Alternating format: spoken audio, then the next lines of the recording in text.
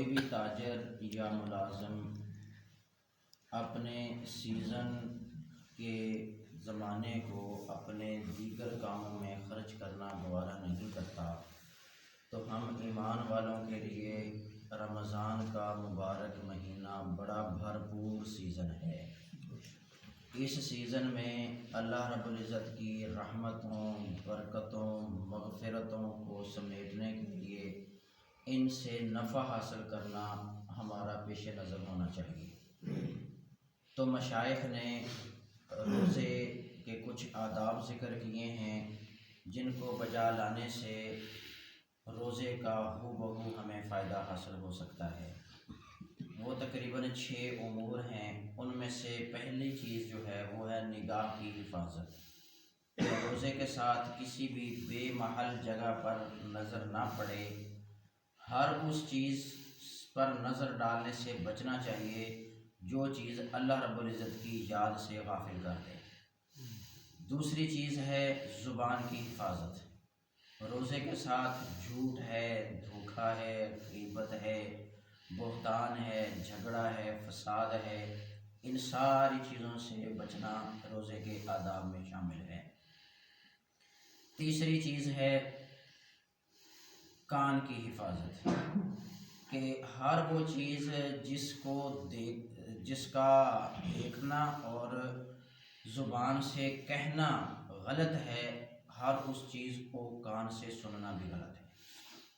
کہ جہاں آپ کی نظر غلط چیز پر نہیں پڑنی چاہیے تو اس کی آواز بھی آپ کے کان میں نہیں آئے۔ جو غلط چیز آپ کی زبان سے نہیں نکلنی چاہیے اس کا آپ کے کان سنیں بھی نہ۔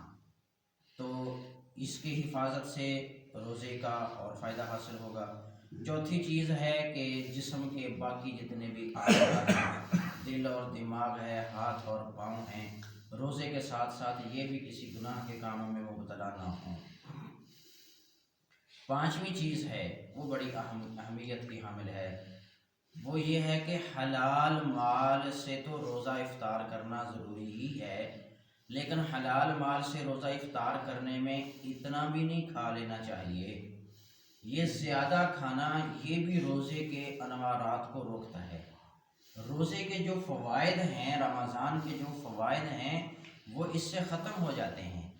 اب ہم کیا کرتے ہیں، سحری میں اتنا دبا کے کھاتے ہیں کہ دن کو روزہ ہوگا، اور افطاری میں اتنا دبا کے کھاتے ہیں کہ دن کو روزہ تھا۔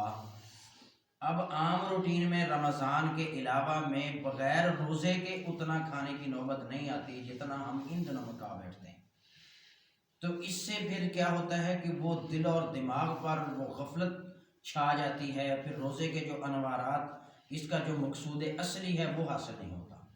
اس لیے پورا کھانا چاہیے۔ 2 روٹیاں کھائیں گے روزہ تب بھی لگے گا، 1.5 کھائیں گے روزہ تب بھی لگے گا، 1 کھائیں گے روزہ تب بھی لگے گا، کہ روزہ ہے نا تو اتنا دبا کے نہیں کھانا چاہیے۔ ایسے ہی پھر جب افطاری کرنی ہے تو اس کے بعد پھر تراویح پڑھنی ہوتی ہے، لہٰذا مناسب کھانا چاہیے۔ اور چھٹی چیز ہے کہ ان ساری چیزوں کے ہوتے ہوئے بھی اپنے روزے کے بارے میں اللہ رب العزت سے ڈرنا چاہیے۔ کہیں ایسا نہ ہو کہ ہم ان تمام امور کو بجا لانے کے باوجود بھی روزہ اور دیگر عبادات کے بارے میں ہر وقت ڈر رہنا چاہیے، یہ نہ ہو کہ وہ عبادت ہمارے منہ پر مار دی جائے لپیٹ کر۔ اور روزے کے کچھ نظام الاوقات ہیں، اگر ان کو انسان ترتیب میں لے آئے 1 مہینے کے لیے تو خاطر خواہ فائدہ اٹھا سکتا ہے۔ وہ یہ ہے کہ جب سحری میں انسان اٹھتا ہے، عام روٹین میں جو اٹھنے کا ٹائم ہے اس سے 15-20 منٹ پہلے اٹھنے کی ترتیب بنا لی جائے، اس میں جتنے مقدر میں ہوں 2، 4، 6 نفل ادا کر لیے جائیں تہجد کے۔ وہ قبولیت کی گھڑی ہوتی ہے، وہ اس وقت اللہ رب العزت سے مانگنا چاہیے۔ اس کے بعد جب سحری کے بعد فوراً نماز کی تیاری کی، مسجد میں تشریف لیں، سنتیں ادا کریں، اور اس کے بعد اگر وقت باقی ہے تو قرآن کی تلاوت کریں، اور جب نماز سے فارغ ہو جائیں اپنی تسبیحات، ذکر، اذکار کے بعد اپنا جو ہے نا آرام کرنا ہے، آرام کر لیں۔ اس کے بعد اشراق ہے، چاشت ہے، وہ پڑھیں، اپنے دیگر کام کاجوں میں مشغول ہو جائیں۔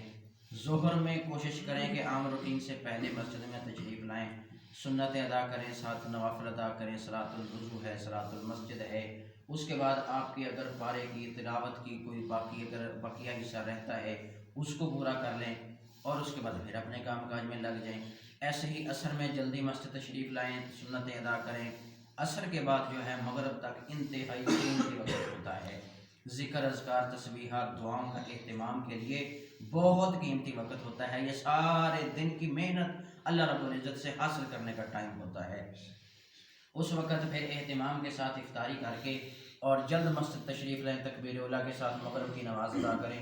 اس کے بعد مناسب اپنا کھانا کھا کر پھر جو ہے تراویح کے لیے چستہ ہو جائیں، تراویح کے لیے کمر بستہ ہو جائیں، پھر اس میں اپنے آپ کو تیار کریں، مسجد تشریف لائیں، قیام اللیل تراویح کو ادا کریں۔ اس کے بعد رات کو جلدی سونے کی ترتیب بنائیں تاکہ صبح سحری سے پہلے اٹھنے کی ترتیب بن سکے۔